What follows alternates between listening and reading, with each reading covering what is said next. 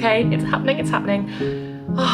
This reading vlog is so overdue. After a few videos away from the book content, I'm so excited for this one. The weather is terrible today, absolutely pouring with rain, and it's literally like the perfect day for just curling up and reading a book all day. We've got cable knit on. I've even got like fluffy sleep socks on. These are my ones from Varley. If you saw that vlog where I bought these, I mean, I went shopping and bought a pair of socks, that was it, but these ones from Varley are so nice. I've got my fluffy socks on, cable knit jumper.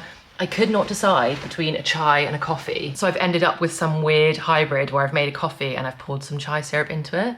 I haven't actually tried it yet, but soy milk just does the best for making, like, look at the froth on the top of there. And anyway, right, let's not get distracted. Today we are reading probably the world's most popular book ever of the last year.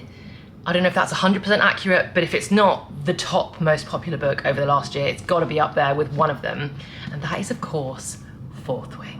Now, because of how insanely popular this book is, it probably doesn't need much introduction, but if you are not familiar with it, Fourth Wing is a fantasy romance book. I know surprisingly so little about it. The way I have shut my brain off from listening to anything about this book, because I went into ACOTAR knowing absolutely nothing, avoiding BookTok, avoiding the whole phenomena around it, just completely ignoring it. And I think that made my experience 1,000 times better. And so I've really tried to do the same thing with Fourth Wing. A few little things have slipped through to me, like I know there's epic dragons in this, which I'm so excited. Who doesn't love a dragon? And I know the name of the main chick is Violet. That's also obviously on the back. And as far as I understand, it's kind of like a military school. There's some kind of competition, I think. There's a bit of Hunger Games kind of vibes in there. But yes, we are now going to sit down and read this together. I am going to keep this vlog spoiler free, but I am going to be talking you through like my reactions to certain bits and just like taking you on the journey of me reading it. So if you want to go into this book, if you think it's something that you might want to read at some point and you want to go into it completely blind, kind of like I've done, then skip this vlog, come back to it once you've read it. Or if you don't mind like knowing the vibes you're going to get, hopefully this video will give you a really good clue of like the vibes of the book as we go. And I will let you know as well what I think at the end of this video of this book. So again, if you like don't want to see any reviews of it to taint your opinion, then come back to this video, but I'll keep it spoiler free. No major plot points will be ruined, I promise. Okay, let's do it. I've read 7 contemporary romances so far this month, and the fantasy girl in me is just pining to get back to more complex worlds with magic and all sorts. I'm so excited. Right, let's get started, let's get into it. Grab yourself a coffee or a tea or some kind of lovely drink, and let's go on this crazy journey together.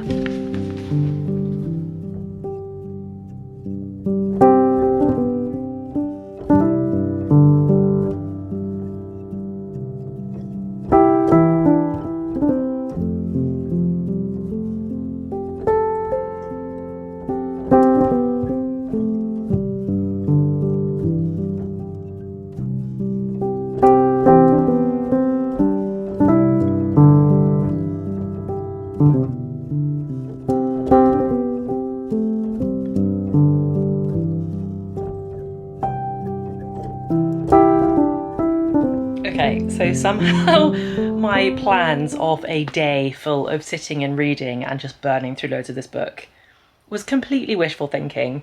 I ended up somehow just having so much to do today and just endless admin things ended up piling up on top of my plate, and I've only made it 50 pages into my book, which is basically as much as I read this morning, plus the couple that I've just read just now. But having said that, although I'm only 50 pages in, one, it's 8 o'clock, I'm now climbing into bed, Cameron's making some tea, he's finally back. He works in Manchester for a lot of the week, so he's finally back, so he's making some tea, and we're gonna get into bed early, and this is when the reading happens, this is when I burn through books. He also goes to bed quite early because he gets up and runs to the crack of dawn, so he's asleep by 9, and this is when I power through. So I'm very excited to give you an update tomorrow on how I'm getting on with it. But what I will say, first 50 pages, I know it's not a lot, it's literally this much. I find the writing really visual. I feel like compared to the beginning of a lot of books, I can really picture and like see it all. I think that's a combo of the fact that, well, I don't want to take credit away from the writing, so I should probably just give credit where credit's due.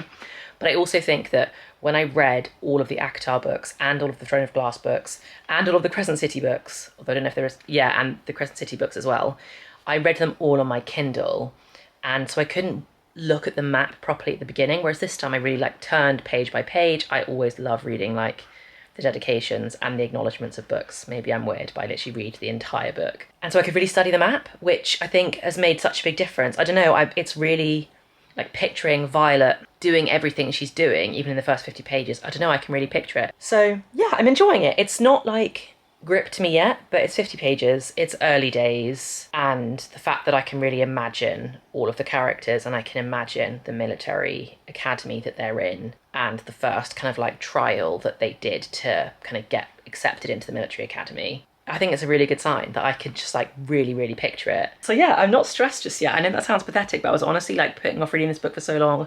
I was nervous about reading this book for so long because I just didn't want it to be a bummer. Like there's just nothing, if you're also a book girly, like, you know, there's just nothing more depressing than reading a book that's just like a total bummer because you wanted it to be good and it wasn't.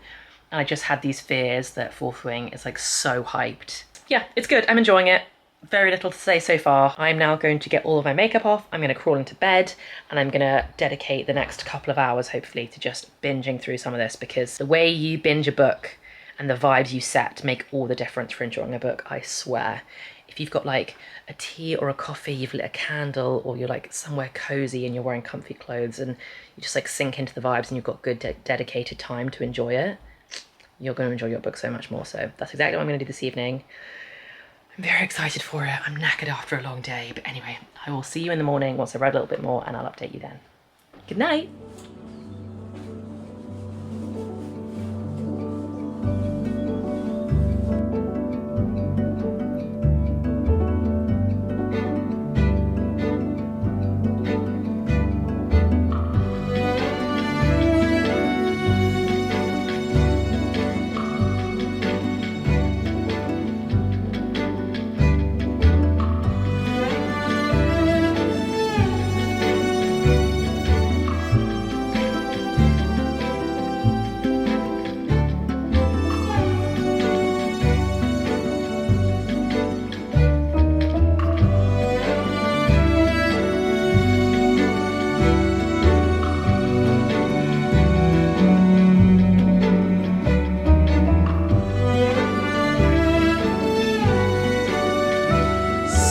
It is a few days later. We had a very busy weekend. Cameron ran the Hackney Half, like the Hackney Half Marathon. He did so well. It was so fun. He was so good. But basically, I've just been reading this book all over the shop whenever I've got some spare time to do it. It's been a bit of a crazy few days. This is probably the longest a book has taken me to read in so long.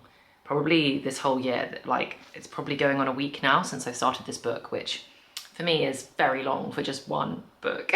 So I'm fully determined to get it finished today. I am that far through, so I don't know what that is, maybe 70%, something like that. In my opinion, it could be finished now, so I'm not sure what's gonna happen in the next 30%. The dragons in this are fantastic, and I thought kind of like, once we got to the dragons, that was kind of like the thing that was all building up to, and we've kind of done that bit now. So I'm not entirely sure what's gonna happen in the next 30%. I'll do a full review at the end. I'm gonna make some lunch. I'm gonna get this finished. But yeah, midway point review so far is I've enjoyed some of it. I've not enjoyed other bits of it. I kind of feel like it could be finished by now, but I still wanna read more. And yeah, okay, that's it. That's it for now. And then I'll say all the things that I have to say. Also, on a very unrelated note, I'm officially wearing Taylor Swift Eras Tour merch. I am going to the tour and there's no words for how excited I am, and I've bought the merch early. I don't know if that's some kind of cardinal sin, but this jumper is also, well, it's a hoodie, is the most comfortable hoodie in the world. I love it so much. And the fact that it's got Taylor Swift all over it, double perk. Anyway, time to make some lunch, and then I'm gonna sit down on the sofa, blitz the rest of this book, and then tell you what I think.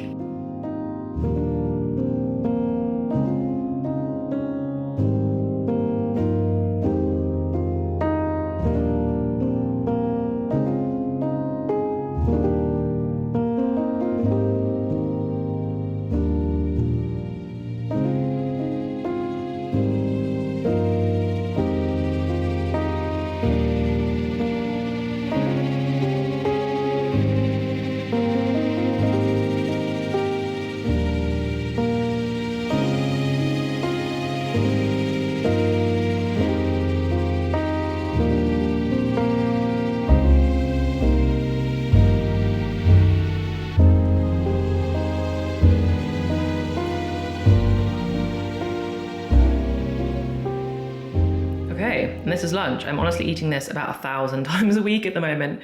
Cameron and I just cannot stop. So I've got like some green salad, and it's basically a kind of slash not really lazy girl version of fattoush. I have like green peppers, tomatoes, cucumber, leaves, and then I do like the deconstructed lazy version of the fattoush dressing. So like sumac, bit of pomegranate molasses, lemon juice, olive oil. That's pretty much it. And then I have accidentally totally over fried my halloumi. So I've got some very crispy halloumi, some butter beans. I love these giant butter beans, they're so good. And then a scoop each of 2 different types of hummus. I've got like a normal hummus and then like a beetroot smoked hummus, which is so good. And then just like a couple of pieces of flatbread. And this is lunch and it's so good. And oh, just eat it so many times a week. And it never gets boring, ever. So I'm now gonna sit here, book, and we're gonna get reading.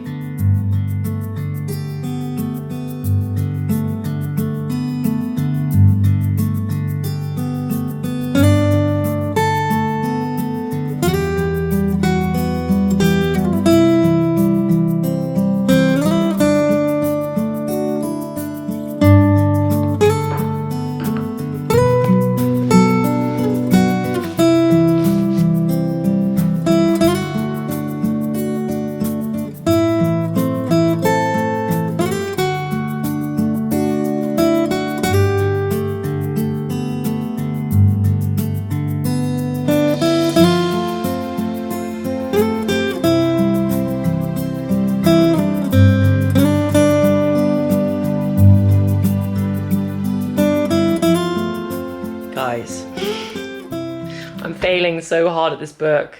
I don't know how long I've been on my phone, but at some point during that reading stint, I picked my phone up and I've been scrolling on TikTok. Why can't I just finish this damn book? I do not understand.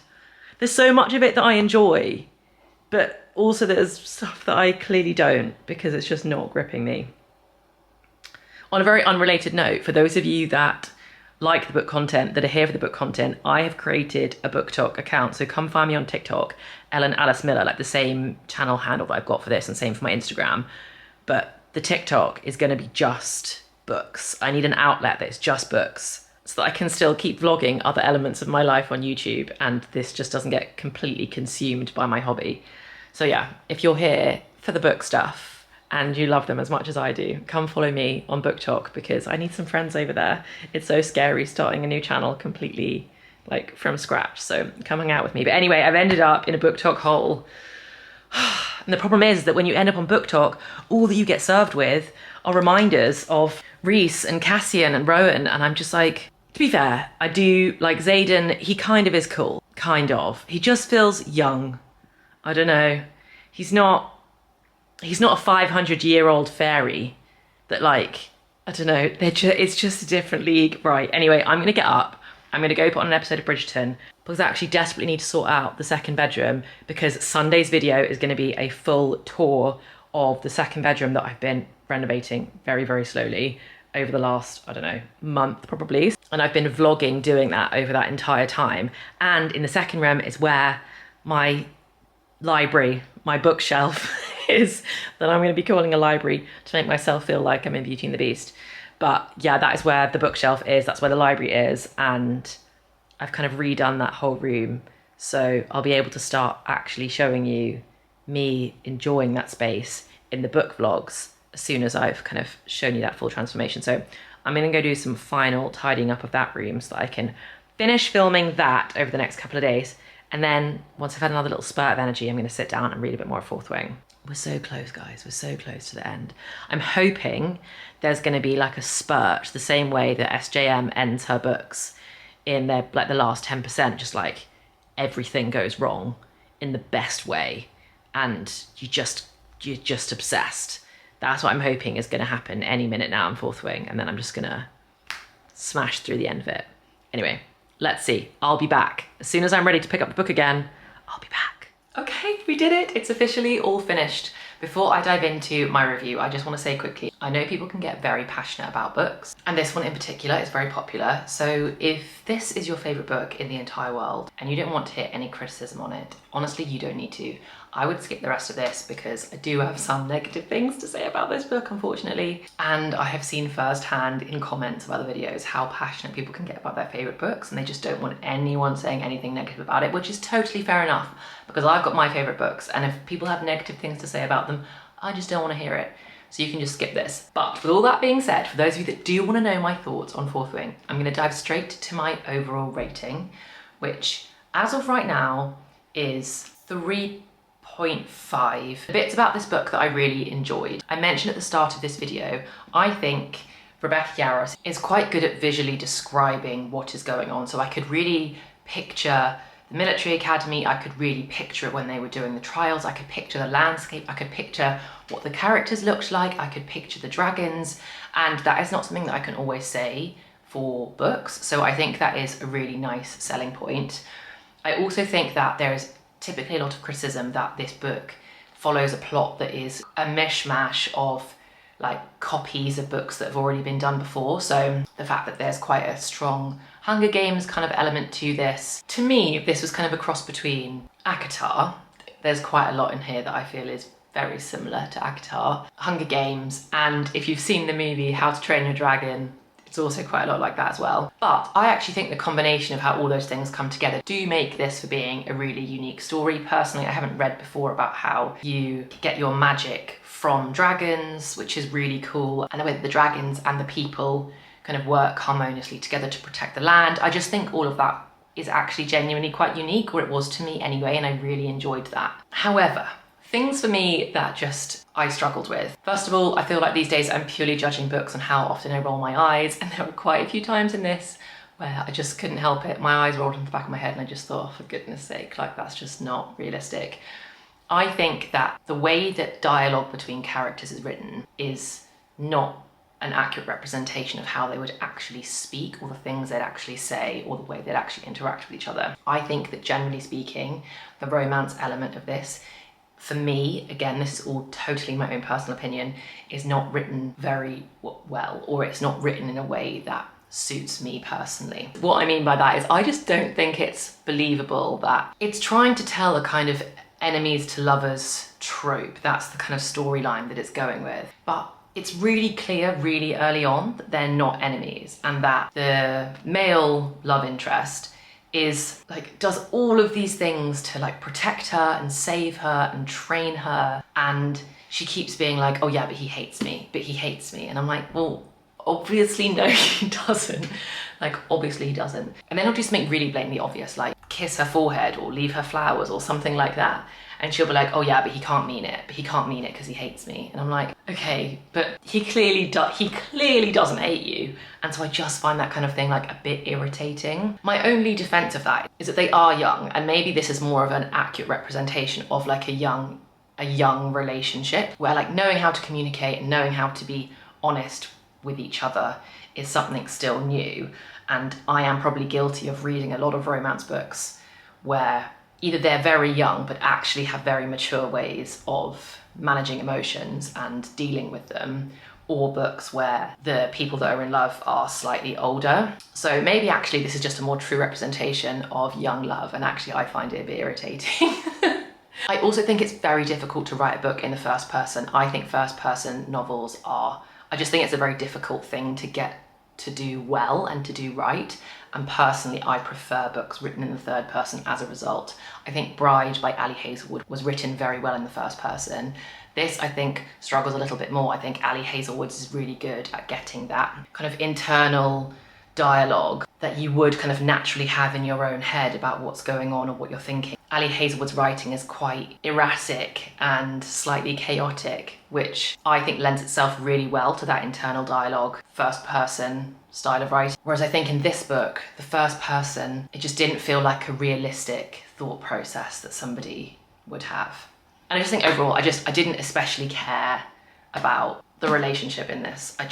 I did keep reading it and thinking, oh, I wish I was reading ACOTAR again. The main male interest in this gives off quite strong Rhys vibes in a way, but it's like Reese light. It's like shadow guy, kind of like mysterious. People think he's bad, but he's actually not bad. But I don't know, Reese is like a 500-year-old fairy boss, and this kid is just not quite the same. Anyway, overall had a good time. I think I mentioned earlier, the dragons are fantastic. Loved the dragons, loved the characters of the dragons, loved the magic of the dragons. The world building is extremely minimal, which I don't mind if like the world that they're in, so like the world of the military academy, I think that kind of like world building, that concept building of where they were in the school and all of that stuff, I think that was comprehensive, like I understood that completely. But someone explained this to me. They're in a military academy and they're all training because they need to be able to protect their people from their enemies and their threats. But there is like no description of what that is throughout the entire book. And then in the last like 10% of the book, you do actually kind of find out